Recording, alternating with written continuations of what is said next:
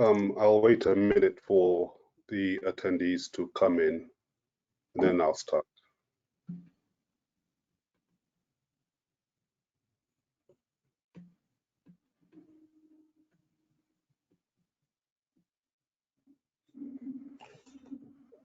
Good evening, good afternoon, good morning, wherever you are. Welcome to ISSUP Kenya's bi-monthly webinar. My name is Albert Muraya. I am the chair of the PR and Media Subcommittee of ISSUP Kenya.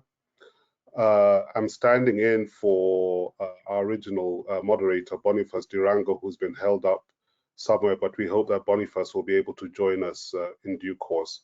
I'm really pleased on behalf of ISSUP Kenya to introduce Dr. John Umhau, a medical doctor and a medical researcher from Washington, D.C. In the United States, to present on the topic of alcohol use disorder and its treatment with medication and nutrition. Before I start, I just want to make a few housekeeping announcements. Just to remind all participants that you will receive a certificate of attendance that will be emailed to you on the email that you use to register. This webinar is being recorded, and the recording will also be available in a day or two. Please write out any questions that you may have in the question box on the control panel of the GoToWebinar control panel that you all have access to, and we will attend to those questions at the end, and we'll be able to present them to Dr. Umhau.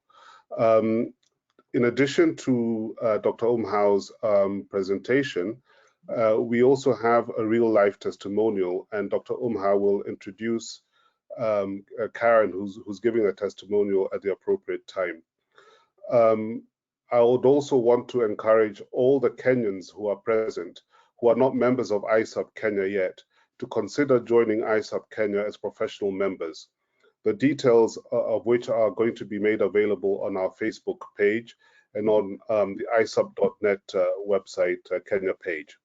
So with that, I want to introduce Dr. Umhau. He has been a senior clinical investigator at the National Institute on Alcohol Abuse and Alcoholism, which is part of the National Institutes of Health, which is part of the US government.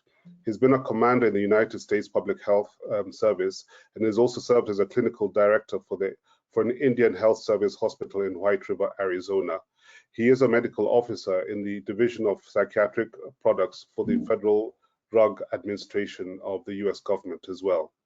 His scientific interest is in nutritional neuroscience, which has been informed by decades of clinical experience, and he has a private telemedicine practice focusing on treatment of alcohol use disorder with medications and diet to eliminate craving.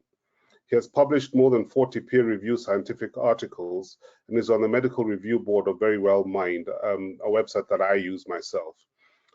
He is the immediate past president of the Academy of Medicine of Washington, D.C.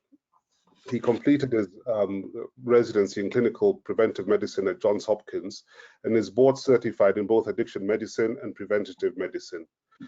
He received his bachelor's degree from Davidson College, a medical degree from Wake Forest, and is an MPH from Johns Hopkins University, as well as a certified physician executive. So as you can see, we have a very well-qualified and very highly experienced presenter today. So I want you to sit back and enjoy the presentation, and I hand over to you, Dr. John. Go ahead. Thank you very much. I'm really honored to be with you today. And first off, I want to say I'm actually retired from the federal government, and everything I say is my own personal and clinical opinions. We'll be following this outline today. I have been working for alcoholism for many years, but this talk is inspired by a young homeless man named Martin I befriended in 1989. Martin was devoted to Alcoholics Anonymous, and he had put himself through detox over and over again. He had severe alcohol use disorder. He'd been to all the rehab programs in Baltimore. He'd used disulfiram, but he kept on drinking even though it made him sick. Nothing helped, my friend. One day he came to my clinic so drunk I had to see him outside in the street, and we talked. And there In the middle of Light Street in downtown Baltimore, Martin got down on his knees, he grabbed my hands, and he begged me to help him stop drinking. I felt helpless because there was nothing that medicine had to offer him in that day. A few months later, I told him I'd be doing alcohol research at the NIH, and Martin said he would pray that I would learn to help people like him. I wish I'd kept in touch with Martin over the past 30 years, because today we have the tools to help people like my friend Martin. Today we understand that neuroinflammation was clouding my friend's thinking. And today we have medications that could have eliminated his insane craving for alcohol, even if he wasn't really ready to quit drinking for good. But we haven't yet developed systems of patient-centered care that use this knowledge to bring help to the millions of people trapped by alcohol. Over the next hour, I'll share what we know and end with an opportunity to talk to Karen Dion, a colleague who found freedom from alcohol using naltrexone. When you see slides and pictures of brain damage from alcohol like this, it's easy to imagine how someone with alcoholism might have trouble benefiting from talk therapy. You can see that the person on the right has much less of the light-colored brain and many more empty dark spaces. This brain damage reflects extensive neuroinflammation, which blocks the growth of nerve cells and makes thinking difficult. We now know that this inflammation is a defining feature of many mental conditions, including alcoholism. This is why successful treatment must consider biological as well as social and psychological and spiritual healing. It's almost impossible for somebody with a damaged brain like this to really understand the big book of Alcoholics Anonymous or groups or anything. They just can't think right. So let's look about the biological effect of alcoholism. First, it's important to understand that we've used alcohol as a medication for centuries. Here's an old prescription pad for medicinal alcohol.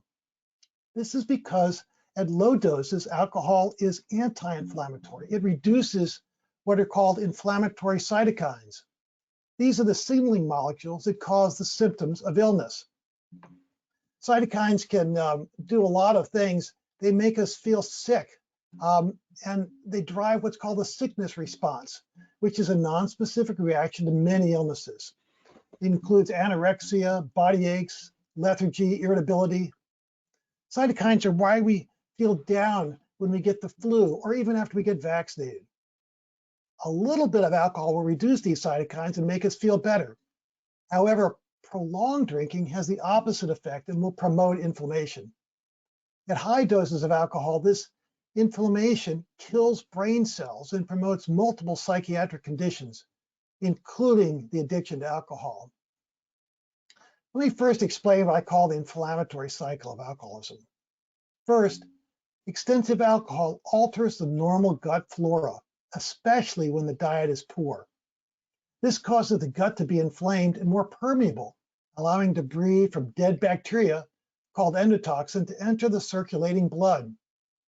Second, endotoxin causes a progression of liver damage that continues with drinking, leading to hepatitis, fibrosis, and eventually liver cirrhosis. Third, this process spreads inflammatory cytokines throughout the body and to the brain, and where it causes neuroinflammation. And fourth, in the brain, cytokines reduce the amount of serotonin. Cytokines block nerve growth and can kill brain cells. This inflammation in the brain can cause a variety of mental problems, including anxiety, depression, PTSD, as well as an increase in the risk of impulsive behavior, including domestic violence. Cytokines also increase the craving for alcohol. But since alcohol has a transient effect to reduce inflammatory cytokines, alcohol makes people feel better, which motivates them to drink even more. And with continued alcohol consumption, we're back to number 1 on my diagram. Since brain inflammation disrupts the connectivity between different parts of the brain, restoring this connectivity is a key issue for alcohol recovery medicine. Strong willpower over drinking requires good connections between executive function areas of the frontal cortex of the brain and other parts of the brain where craving for alcohol originates. However, as the disease of alcohol progresses and connecting nerve fibers from the frontal cortex are degraded, subconscious lower brain stem activity takes over and willpower fails to overcome the urge to drink. I think that perhaps the disruption of brain connectivity is what causes the crazy denial sometimes seen in alcoholism. But the good news is that brain can be healed. If someone stops drinking for just 6 weeks, brain volume increases by 2%. 2% is a huge increase in the brain size. This increase in volume is mostly white matter, and these are the nerve fibers that connect different parts of the brain. And these better brain connections allow the executive function or willpower from the frontal cortex to regulate all kinds of behaviors, including drinking. Fortunately, we know a lot about how to help the brain recover. Exercise can improve brain function and reduce inflammation, as well as reducing depression, anxiety, and alcohol consumption. Exercise can also produce the healthy endorphins, or pleasure chemicals, which replace unhealthy endorphins produced by alcohol. It's logical that good nutrition is important for brain recovery and healing, and many nutrients are actually depleted by heavy drinkers. In the past years, scientists thought that alcoholism was essentially a nutritional disease. For example, a recent study shows that even just calcium carbonate can reduce alcohol craving and promote abstinence. Low magnesium is common in alcoholism, and this can promote seizures and depression. Zinc deficiency is also common in heavy drinkers, and this damages the gut. B vitamins are often depleted, which is why we must give thiamine during alcoholism detox to prevent Wernicke's encephalopathy, a form of permanent brain damage. Vitamin B9 or folate is used to produce neurotransmitters like serotonin and dopamine from amino acids. But some people may have genetics which predispose them to being folate deficient. And for them, a more bioavailable form of folate is critical. I've published several papers about the importance of vitamin D. And last year, I wrote this article with former US Surgeon General Richard Carmona. We're both concerned that vitamin D deficiency makes it harder for people to overcome COVID. Vitamin D deficiency is very common and it affects the brain. When I was at NIH, I measured vitamin D levels in more than 1,000 military service members, half of whom later died from suicide. In this study, we found that vitamin D was often deficient, especially in people with darker skin, and that this was a risk factor for suicide. Many people need to take more than 4,000 units a day of vitamin D to be protected, especially people with darker skin, because melanin can block the ultraviolet light from the sun that produces vitamin D. The same military sample showed that omega-3 fat is also a risk factor for suicide. This really makes sense because omega-3 fat is a major component of the brain. Omega-3 fats are similar to omega-6 fats, but the body cannot convert one kind to the other. The physical properties of these fats are really distinct based on the presence of just one double bond at the omega-3 position of the molecule. These fats are manufactured into similar molecules, but molecules with very different effects on the body. In general, omega-6 fats promote inflammation, while the effect of omega-3 fat is to reduce inflammation. For most Americans, omega-3 in the diet is limited to seafood and leafy plants. However, inexpensive food is abundant in omega-6, which is present in seed oil from corn, peanut, and soy, as well as animals fattened on these commodities. In contrast, the healthier Mediterranean or Japanese diet is abundant in omega-3 fat, which is in fish and animals that eat grass or wild game, rather than being fattened on corn and soy, as they are in America oftentimes. Since the amount of omega-3 fat in the body depends on the diet, a diet low in omega-3 and high in omega-6 will be reflected in the composition of the entire body and have an influence on the mental health of someone for many years. Well, if this is true, we should expect to see that epidemiological studies would show the effect, and they really do. Here's a graph looking at fish consumption and rates of bipolar depression in a number of countries around the world. This is fish consumption on the bottom and depression on the top. The countries with high rates of depression have low fish consumption, and countries with high fish consumption have low rates of bipolar depression. But what's fascinating is this same pattern can be seen for major depression, postpartum depression, as well as impulsive behavior and cardiovascular disease and stroke. This is an important correlation. To look at another epidemiological study that's even better, let's look at this Allspac study. This is a longitudinal study of 14,000 mothers and 14,000 of their 7-year-old children. If you group mothers on the basis of the amount of fish they consumed during pregnancy, you can see that the mothers who ate no fish here on the left had worse behavior compared to children born to mothers who ate lots of fish on the right. Boys and girls whose mothers ate lots of fish had less conduct disorders, less hyperactivity, and fewer emotional problems than children whose mothers ate no fish. And it's very likely that these behaviors will have an impact on alcohol abuse as these children grow into adulthood. One of my projects at NIH was to measure the brain uptake of the major omega-3 fatty acid in the brain called DHA. And we found that in alcoholism recovery, the brain requires significantly more of this essential omega-3 fat. We also found that the half-life of DHA in the brain was more than 2 years. This means that the effect of alcoholism or the effect of a diet deficient in omega-3 fat can be lasting for more than a decade. It also means that supplementing with a small dose may not show much benefit. The effect of giving high-dose omega-3 can be seen dramatically in this randomized placebo double-blind study that conducted at Harvard by Andrew Stoll a number of years ago. He studied people with the severe mood swings of bipolar disorder. In this survival analysis, you can see that the people on placebo, the red line, were much more likely to relapse and require hospitalization than those on high doses of omega-3. This high dose of omega-3 is the equivalent of 2 tablespoons of fish oil. One of my patients, who I'd been treating for alcoholism, had been taking low-dose omega-3 for years. The medications worked to cut down on her drinking, but sometimes when she was in a bad mood, she just drank without taking the meds. I thought about that omega-3 might help, so I recommended that she switch to a high dose. The next time I saw her, she had gone 3 weeks without alcohol. This was the longest she had been without alcohol for 30 years. Omega-3 fat can also improve gut function. I mean, normally there's a wide diversity of microbes in the gut, bacteria and fungi, but heavy drinking changes the microbiome and impairs gut function so the gut becomes permeable or leaky.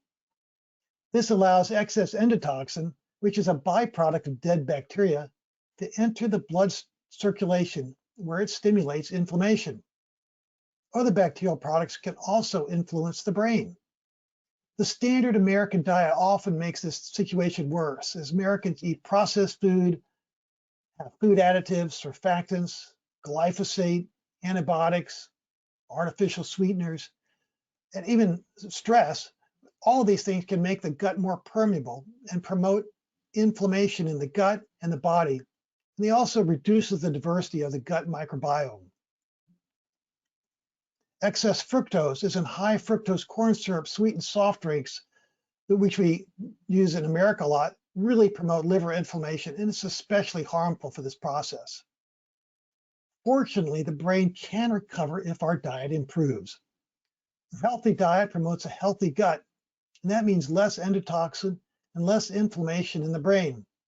Dr. Sophie Leclerc studied people in recovery from alcoholism and found that 19 days of abstinence from alcohol improves the gut and improves depression, anxiety, and reduces craving. In Dr. Leclerc's study, people whose gut is less leaky recover the most. A healthy diet will include lots of fish, as well as vitamins and minerals such as zinc. An important part of any healthy diet maybe food that has high fiber, which can act as a prebiotic because a prebiotic encourages a diverse and therefore more healthy growth of bacteria. Fermented foods which contain probiotics or live organisms can help to normalize gut flora and reduce liver inflammation. Dr. Kirpich at the University of Louisville found that Lactobacillus jejuni, a probiotic in yogurt or curd, can actually reduce liver inflammation in people with alcoholic liver disease. This is a placebo-controlled study. And drinking coffee also improves gut function, which is great news for people who switch from drinking alcohol to black coffee. So next, we're going to talk about the drugs that can help cut the craving for alcohol. Over the past 30 years, we've developed a lot of new medications that reduce craving and help overcome the addiction to alcohol. Among the effects, sometimes they're dramatic, but sometimes, more usually, the reduction in craving typically progresses over a number of months. It's a gradual reduction in the way people think about alcohol. Medications can eliminate the difficult experience of those who try to stay abstinent only with white knuckles. These medications are a radical improvement over disulfiram, which is an older medicine that many of us learned on, and that makes people sick when they drink and creates an aversion to alcohol. Medications sometimes cause such a dramatic change in someone's craving for alcohol that people with alcohol use disorder instantly understand that their alcoholism craving and alcoholism must be a real disease. They quit feeling guilty when they realize that craving alcohol is not a character flaw. As one patient wrote me, "I feel like I have been released from prison." So let's talk about the most commonly studied medication, which is naltrexone. Naltrexone blocks the euphoric effects or the buzz from alcohol, which is caused by endorphins or natural brain opiates. Since just thinking about alcohol involves the same brain pathways that drinking does, these thoughts will release endorphins, which promote even more pleasurable thoughts about alcohol, and the craving is reinforced. That's why craving is so hard to stop, and how naltrexone can help. Naltrexone doesn't cause addiction. Instead, it can actually induce withdrawal symptoms in people who are habitually using opiates. Naltrexone can cause side effects such as nausea and depression and anxiety, and also can affect liver enzymes, which is why liver enzymes are checked by many physicians. A 50 milligram naltrexone pill is the typical dose, but it's usually started gradually with half a pill at first. Naltrexone is also available as a long-acting injectable here in the United States. It's given once a month, but is very expensive. We know a lot about how to use naltrexone from Dr. David Sinclair, who is a psychologist who studied animal models of alcoholism. He found that the longer alcohol drinking animals were deprived of alcohol, the more they seemed to want it. This alcohol deprivation effect is illustrated in people by the increase in craving some people experience the longer they abstain from drinking. Sinclair theorized that this alcohol deprivation effect was due to the upregulation of brain neurochemistry, particularly the opioid or endorphin system, which, along with dopamine and other transmitters, is responsible for the pleasure people get when they drink. To test his theory, Sinclair used naltrexone to block brain endorphins and found that this would eliminate alcohol's reinforcing effect. He did experiments on alcohol drinking rats and found that if naltrexone was always given before alcohol, the animals would drink less. As naltrexone blocked the opioid reinforcement of alcohol, over time, animals would unlearn or extinguish their drinking behavior. Sinclair also studied people and found that it was the same effect. If someone who was addicted to alcohol always took naltrexone an hour before drinking, they could eventually lose the desire to drink.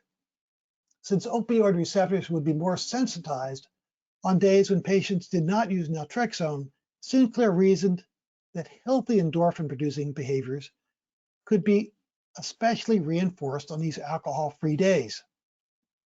Sinclair's method of using targeted naltrexone only as needed, is really different than the way I was first taught to use it back in the 1990s, when we used it to only after someone went through alcohol detox. The idea then was it would help people stay abstinent from alcohol.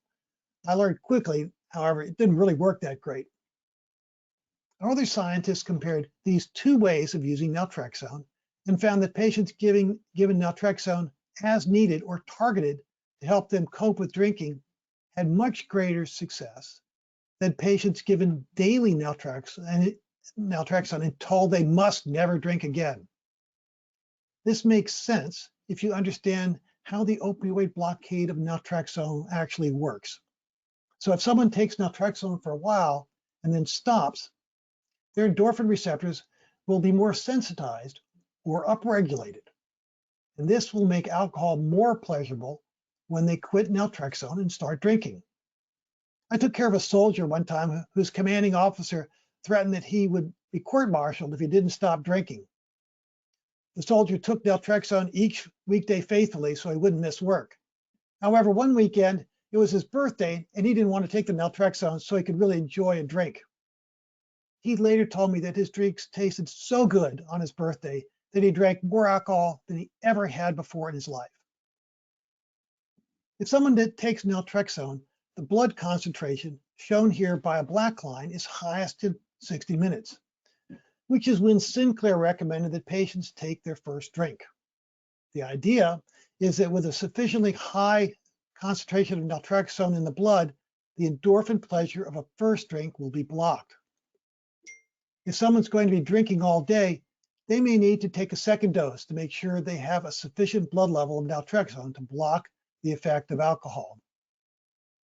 If people drink strong liquor rapidly or too long without redosing, drinking can overcome this naltrexone wall, and naltrexone will not be as effective to block the endorphins, and drinking will be reinforced. Sometimes even higher doses than 50 milligrams are needed for people.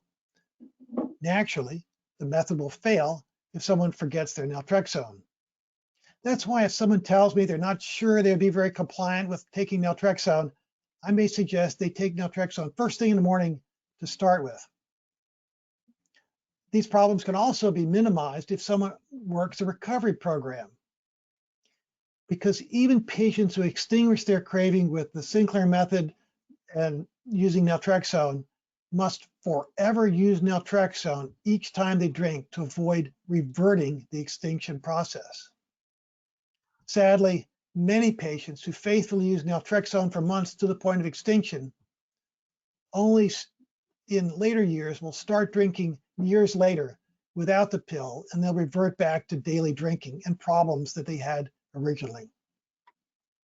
Tracking drinks is very helpful for success with the Sinclair method. This is a picture from a cell phone app, which is used to track drinks. This one is from the C3 Foundation, which is a group started by actress Claudia Christian to encourage the use of the Sinclair method. In this plot of alcohol drinking over 52 weeks, you can see that there were many ups and downs in the drinking count each week before this person quit drinking for good at 6 months. And sometimes this process takes more than a year. Daily long-term use of naltrexone is really difficult because blocking natural endorphins can make life seem blah. Because of this, people eventually quit taking it. However, the targeted use of naltrexone eliminates this problem. Targeted use also allows natural endorphins to reinforce healthy behaviors when naltrexone is not needed. This helps establish craving for healthy desires while extinguishing the desire to drink. The targeted use of naltrexone is great for people who would otherwise reject help because they're not ready to give up drinking forever. I let my patients set their own drinking goals because once regular use of medication has eliminated craving, they will often and typically decide for themselves that abstinence is best, which of course we know it is. The gradual reduction of drinking that occurs with the Sinclair method also eliminates the need for detox and the risk of delirium tremens.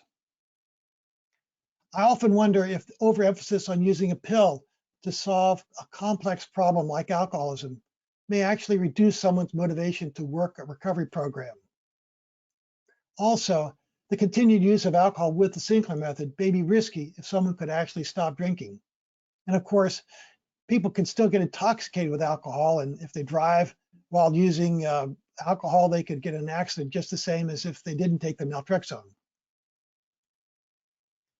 Acamprosate is another medication that's FDA approved to promote abstinence, and it can also work great for that purpose. Acamprosate helps to reduce symptoms which can make abstinence difficult, such as insomnia, anxiety, and restlessness. I had one patient who had begun to drink excessively as his marriage became really difficult. He struggled to quit drinking, but he couldn't seem to stop. When I first saw him, he'd been off alcohol for a few days and did not want to go back to drinking, as he had so many times before. After a few months on acamprosate, he realized he could finally quit for good. There's the sad part of this story, however. He'd seen numerous counselors and divorce lawyers over the years, but no one had mentioned that there might be a medical solution to the alcohol problem that broke up his family and caused such pain for his children. My patient told me that he wouldn't be getting divorced if he'd known 14 months earlier that medications exist that could have helped him stop drinking. Acamprosate comes in 330 milligram tablets, and 2 of these are given 3 times a day. Side effects include diarrhea, anxiety, sometimes depression, but it's not metabolized by the kidney, so it's safe for someone with alcohol-related liver damage. But the dose needs to be reduced when there's kidney disease. Deprivation is an FDA-approved medication for epilepsy and migraines. It's also very effective for alcohol use disorder. Up to 300 milligrams a day is sometimes used for alcohol problems, but I often find that a dose of only 25 or perhaps 50 milligrams given at the right time is all that's needed. I should mention that even though there is no published research describing the targeted use of medications for alcohol use disorder other than naltrexone, targeted use is practical from the patient's point of view, and I find it works clinically. One patient came to me for help with alcohol use disorder because she had not had any help from naltrexone. I thought she might benefit from topiramate, but she was already taking it. She was taking 100 milligrams every morning and evening for weight loss. It had no effect on her alcohol craving at that dose. But I thought how much topiramate was actually in her bloodstream when she was drinking. As illustrated by the diagram of blood levels shown here, if topiramate is taken first thing in the morning and then before bedtime, the lowest level will be late in the afternoon, just at the time for happy hour when she would start drinking. That's just when my patient needed topiramate the most. So I told my patient to take the topiramate just once a day now, but at 4 o'clock in the afternoon, 2 hours before happy hour. After about 4 months, she had eliminated her craving for alcohol and was able to quit easily. Common side effects from topiramate include difficulty concentrating, tingling, and weight loss. Topiramate can also cause glaucoma and kidney stones, so it's good to ensure that there's a good kidney function. There's really a fascinating story about a drug called Baclofen. Dr. Oliver Amundsen was a brilliant cardiologist on the staff of one of America's top teaching hospitals when he developed a profound addiction to alcohol. He tried all the available medications. He quit his practice. He was active in Alcoholics Anonymous, but when nothing else worked, he experimented on himself. He'd read some animal reports that Baclofen, a commonly used muscle relaxant, might help, so he tried it. Since he reasoned that addiction is a symptom-driven disease, he thought that if he could stop the symptoms of alcoholism, that is, craving and preoccupation with drinking, he could suppress the disease altogether. Dr. Amundsen gave himself increasingly higher doses of Baclofen over a number of months until he finally reached a dose that made him indifferent to alcohol. He wrote a book about his experience, shown here, and as a result, perhaps 300,000 people in France have used it to help them reduce their drinking. Baclofen is also helpful for alcohol withdrawal symptoms and can be especially good with anxious patients. It's also safe for people with liver damage. The best dose is not really known. Different people may need different amounts, and it also has a possible potential for addiction. Since one study suggests that higher doses may not be so safe, I generally don't use more than 30 milligrams a day. However, some people only respond to 10 times that amount after the dose is gradually increased over several months. If side effects occur, which is fairly common, the dose can be reduced. And sometimes seizures result if the medication is stopped abruptly. Ondansetron has become my favorite drug to use for alcohol use disorder. And it's available in Kenya at a cost of less than 3 cents a dose because it's commonly used for nausea. Ondansetron doesn't work for everyone, but only in people with certain genetics for early onset alcoholism. These are people who have had trouble with alcohol before age 25 or who have a family history of alcohol problems. Patients often don't notice that the drug does anything. They just say that they drink less than usual. Sometimes they report that they have less anxiety and less depression, as well as less craving for alcohol. Ondansetron can be combined with naltrexone, and the combination works better than either drug alone. Sometimes ondansetron can cause a headache. Because it works on the serotonin system, it can theoretically cause serotonin syndrome when given with serotonergic drugs like SSRIs. Patients should be aware that if they don't have the right genes, ondansetron could possibly cause them to drink more. I particularly like ondansetron because only a tiny dose is needed, therefore side effects are rare. Ondansetron is FDA approved at a dose of 4 milligrams to treat nausea, but a microdose of about 0.2 milligrams twice a day is a dose that's been tested for alcohol use disorder. You can't buy a pill this small, so I have to give my patients 5 drops of the pediatric liquid twice a day. It's about 1/4 of a cc. And if that doesn't work, I'll double the dose to 10 drops. But higher doses really don't seem to work so well. Another medication that helps is the alpha blocker Prazosin. This is FDA approved for the treatment of high blood pressure, and it's also used off-label for PTSD. Prazosin works best on people with alcohol withdrawal symptoms or with hypertension. And as you might expect, the major side effect of this medicine is low blood pressure. So patients are started on the drug with 1 milligram at bedtime, and the dose is gradually increased over 2 weeks. I also tell them not to stand up too quickly because they might faint. Gabapentin is a medication commonly used to treat seizures and neuropathic pain. Gabapentin can also be used to treat addictions, including alcohol. It can be combined with naltrexone, and the combination of the two gives a better effect to reduce drinking and promote abstinence than either drug used alone. To reduce craving for alcohol, gabapentin is taken in divided daily doses of perhaps 600 to 1800 milligrams a day. Doses above 1200 milligrams can actually help reduce mild withdrawal symptoms that people might experience. Gabapentin can also have side effects, including dizziness and nystagmus, but I'm most concerned that gabapentin can be addicting. Some jurisdictions here in America consider it a controlled substances, and for these reasons, I really don't use it. Patients may need to try several medications before they find one that works for them. If they want to stay abstinent, I may recommend a camprosate or even the old-fashioned disulfiram. If they're not willing to quit, I use targeted naltrexone following the Sinclair method because there's more data on that method. If they're a heavy daily drinker, they may recommend naltrexone or ondansetron or topiramate. And if they have the genetics for early onset alcoholism, I may recommend ondansetron or even naltrexone. If they have significant liver damage, Baclofen is a good choice, although most importantly, don't use naltrexone because that is metabolized by the liver. And if they're hypertensive, Prazosin is something to consider. If they're not compliant and you can get a naltrexone injection, that works well too. Here's a list showing the cost of the medications in Kenya. The cost varies from perhaps as low as 3 cents a dose to perhaps several dollars a day for the more expensive medications. And your area of the world may have other medications like nalmefene, which is very similar to naltrexone. There are going to be some of these medicines that are available and probably inexpensive enough to use, however, which is very fortunate. What's really needed, though, is to develop patient-centered approaches. And we need to recognize that the path to recovery could be different for different people.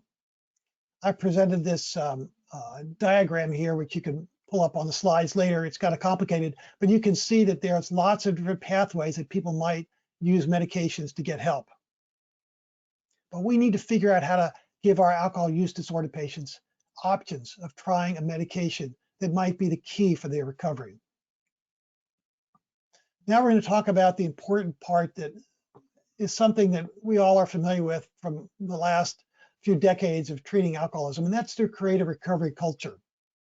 I want to know how medications are best used with something like a 12-step program. I doubt I need to convince you that 12-step programs work, but in case you have any doubt, here's a figure summarizing a recent meta-analysis of 27 studies that compared Alcoholics Anonymous to any other talk therapy. As you can see, looking at this summary diagram, except for the one study shown in red, Alcoholics Anonymous was more effective at promoting abstinence than any alternative. So how does AA work? Well, all of us may have heard of people who have a spiritual awakening through Alcoholics Anonymous, but other people may be helped by a boost of endorphins simply after going to a meeting. And we know that endorphins can motivate behavior. Endorphins are designed to motivate human behavior in a way that's critical for understanding recovery from alcoholism. Sinclair emphasized that to rewire their brain and to reach extinction from alcohol craving, someone with alcohol use disorder must replace the alcohol-induced endorphins with endorphins from healthier behaviors. But I was wondering, what exactly are these endorphin-producing behaviors? Well, there is research, and it's evident that coordinated activity releases the most endorphins. It's logical that humanity thrives when we cooperate with one another, and endorphins promote this cooperation. For instance, you can dance by yourself, but what really produces endorphins is dancing with other people. You can sing by yourself, but what produces endorphins is making music with other people. And you can exercise alone in your basement and get some endorphins, but when you exercise in synchrony or around other people, that's when you get the most endorphins. There's research that shows that a rowing team will get a high when all the rowers in the boat row at perfect synchrony. But recent research in the last 2 years show that what really increases endorphins the most is when humans act altruistically and when we think our activity will benefit others. Coordinated activity with other humans is driven by endorphins, and that's what we need to promote.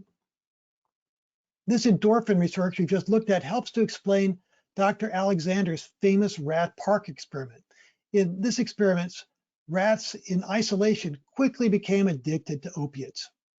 However, when they were taken out of their isolation and put in a fun rat-like park environment that was really pleasurable with lots of rats to play with, they completely lost interest in sucking on the opiate water. They lost interest in their addiction. The same occurred in America after the Vietnam War.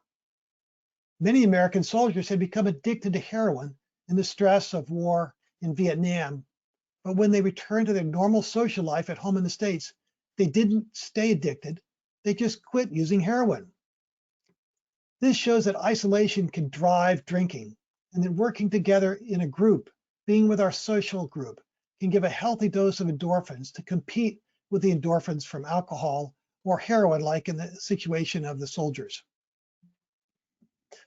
So, to summarize, we need to create a paradigm shift in how we think about alcoholism recovery. Because now we know we need to clear the mind by restoring nutrients, especially omega-3 fats. And now we know how to use medications to cut alcohol craving. And we also can see that optimal treatment will require a culture of altruistic activity and synchronized social cooperation to maximize endorphin production. And this will allow our recovery communities to flourish. I want to introduce my associate and friend, Karen Dion of the thriverecovery.com. who will answer some questions. She's had a wonderful experience with the Sinclair method using naltrexone. But I also want you to see the invitation to join a meeting I have every Monday, first Monday of every month at 11 o'clock Eastern time here in the United States. And this is a meeting where people get together and just talk about how they can incorporate the use of medications and these biological systems in alcoholism recovery. I see Karen's on the screen now. Karen, thank you for participating. I really appreciate your willingness to talk about your experience, but tell us first how you recognized that you had an issue with alcohol and what you did about it. Sure. Yeah. Thank you, John. Thanks for having me. So I probably realized I had an issue with alcohol back in probably my late 20s or 30s. I had struggled with an eating disorder as a teenager, and alcohol was kind of a part of all of that. And so I had been on a pathway of recovering from my eating disorder when I kind of realized that maybe alcohol was also an addiction that I had. And it actually drove me into psychology, and I ended up getting my counseling license specializing in addictions, all the time still struggling with my own drinking. And that was in 2012. I got my counseling license, and I did my clinical internship in a facility that focused on abstinence-based treatment. And what I saw in that year of clinical internship was just failure after failure of people not getting served, not getting helped. Also myself still struggling with my cravings and for alcohol and struggling with, sustaining abstinence, to the point where after I finished my internship, I left the field of addictions. I thought I have nothing to offer. The system isn't working for others, and it isn't working for me. And I went into preventative health. So I ended up getting a postgraduate degree in health and wellness coaching, so very much positive psychology. And I started implementing a lot of the nutritional suggestions that you've mentioned here, John. I started reintroducing exercise into my life and a lot of the positive things in my life, all the while still struggling with cravings for alcohol, still relapsing and drinking on a regular basis, until I heard about naltrexone in 2017. And I heard about it through a TED Talk that Claudia Christian did.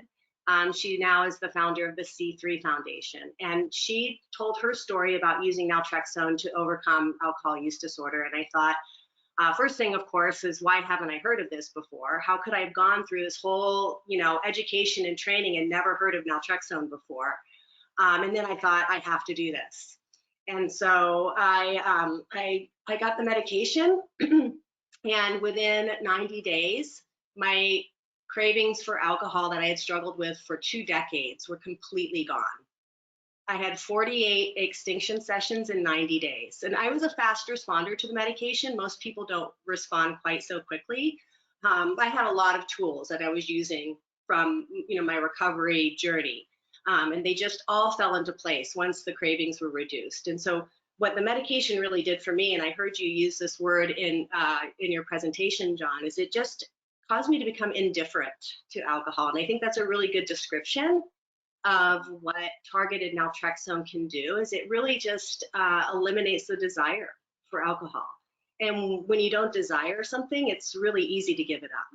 And so to me, it was really a miraculous medication. I mean, it works so quickly and so well that it became my life's work. And as you know now, John, I co-founder of Thrive Alcohol Recovery. We have a digital online program to support people in targeted naltrexone treatment. So that's really my passion now. And of course, I believe in the nutritional components as well. So we really try to implement a holistic perspective in our program. So it's not just about just taking a pill and just relying only on the medication. Medication does about half the work, and then people have to put the effort into changing their lifestyle, changing their habits, changing their coping tools, and that kind of thing as well. But the medication really gives people the space, mind space, the freedom to not feel like the cravings are driving their behavior for alcohol. Thanks, Karen. Thanks very much. I think I'll turn it over to our moderator if there are any questions that people want to ask us. Sure. Thank you so much, Dr. Umhau, and thank you so much, Karen, also for your testimonial. My first question, Dr. Umhau, actually is from me. I'm just wondering whether you've written all this down, whether you have a book or have a book coming out. I find this fascinating. It's so much to try and absorb in 40 minutes. Do you have a book out or coming out about all this? No. Well, no, take it from me. I guess I'm too busy taking care of my patients and figuring it out. So I've learned a lot in the past few years. It's really a new field. So there's, you know, the talk that I'm giving you now is different from the one I would have given a couple of years ago. Okay. Well, it's a fascinating conversation. I've learned so much. I've been in the field of addiction therapy for some time, and I've really learned a lot. And I just felt I wish I knew this over the last 10 years. A lot of clients I've had who, you know, we talk about people who can't be helped or who we are unable to help, and I can see that. Had I known this, that this would have given us another option, another avenue for them. We have a number of questions here.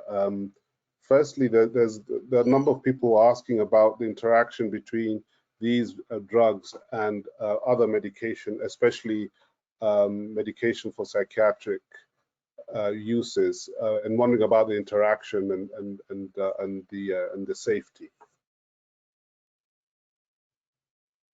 So the interaction with other medications and safety of these drugs? Yeah, but particularly for other psychiatric drugs, for whatever, depression, anxiety, and so forth. Yeah, naltrexone doesn't really have any side effects with the other medicines. It's really a very specific drug for the endorphin system, so it doesn't really mess with anything else. Some of these other ones do. Ondansetron kind of eliminates the need sometimes for antidepressants. So people take the ondansetron and they just kind of drop off their SSRIs. So it's the safety really is on a case-by-case basis then. Yeah, they're fairly safe medications. It's really nice. These are medications that have been around for years, and so we don't have any surprises. All these medicines are off patent, so it's great. Okay, and that's the fairly low cost also. Yes. Okay. Then there's somebody here who's asking about whether you can say a little more on the interface between using this medication and 12-step facilitation programs, and how they can be optimized to get the best outcome. So that's a great question. In America, each Alcoholics Anonymous group, the 12-step groups that we have here, is different. A lot of them really want patients not to use medications, and they insist on abstinence immediately. And so it's very difficult to find a group like that will help my patients. That's why the Thrive is useful. In America, we have a Christian group called Celebrate Recovery, which is more open to the use of medications to help. But the point that Celebrate Recovery is after, they're after sobriety and not getting drunk rather than abstinence. So that sort of makes it easier as a conceptual way to incorporate a medicine that's not going to instantly take away the desire to drink, but takes away the desire to drink over time as someone's taking the medicine while they have a drink every now and then. Again, this is for me. This Sinclair method is new to me. I haven't heard about it before. I'm just wondering, given the culture around abstinence in the addiction treatment field, what the uptake of it has been, how acceptable is it conceptually in America, and how widespread it is? That's a great question. I really don't have any data to tell you how widespread it is, but I know that the interest has grown tremendously over the last 5 years. When I first started, I have a telemedicine practice. When I first started, I was the only doctor in Maryland or Virginia, I think, that would offer this. And now there's a half a dozen groups that would offer this that I know of. And so it's rapidly becoming well known in America. The brick and mortar places we have for detox in America have a completely different model on making money. So it's extremely disruptive to the current model of treatment to give people a pill and they drink slowly and reduce their consumption, rather than bring them into a detox center that'll collect $40,000 from the insurance companies to help them become abstinent. So it's very very disruptive to the current model, and it's not clear how this all will play out, because people like Karen find out about it and they want to get help, and they recognize that the existing systems have failed. We have a lot of questions about the success rates of our inpatient programs that want people to be abstinent, and it's going to be very interesting. I think people in Africa could probably lead the way. If you don't have inpatient detoxes, but more have to work with less resources, this is an inexpensive way. Ondansetron could provide treatment for a month for someone for less than $10. It's $10 US. It's very inexpensive. And with the proper kind of groups, we could expect to see excellent results. So this is really for your group to figure out how to incorporate a 12-step model with the use of medications for people that want to stop but can't stop drinking right away, and they want to drink less. And I think that this is a great opportunity for people who are listening to this talk to think about carefully how they could use the existing resources they have, the infrastructure that they have with these medications, with omega-3 fatty acids and other nutrition to really help their situation. And somehow we'll come up with models that then can be adapted here to America. And I think it'll be very interesting over the next few decades to see what happens. Okay, we'll take you up on that. Just one last question. There's so many good questions. We can't get to all of them. But I have a psychiatrist here who's asking, who says that she uses naltrexone as an implant in her practice. But she still finds that her clients are drinking. What would you advise her? So track their drinks. They should pay attention to how much they're drinking. And if the naltrexone doesn't work, say after 6 weeks or something like that, add another medicine, add ondansetron or Baclofen or topiramate, and then see which medicine works. Oftentimes people go through a series of medications before they find the one that works for them. And I have yet to find a patient that doesn't respond to something. So there's really hope for people that want to overcome this insane craving for alcohol. And there's a tremendous amount of hope. I really wish I knew my friend Martin's address, or if he was still alive, because what we know now could really help him. Okay. Well, I want to thank you, Dr. Umhau, for this fascinating conversation. I feel that we need to have you back again. Sure. There's just so much that we've hardly touched on the nutrition. And so please, we'll organize to have you back again. But this has been a fascinating conversation. Karen, I also want to thank you and your story. Actually, I'd like to hear more about your story, Karen, especially because you are a professional in the field as well.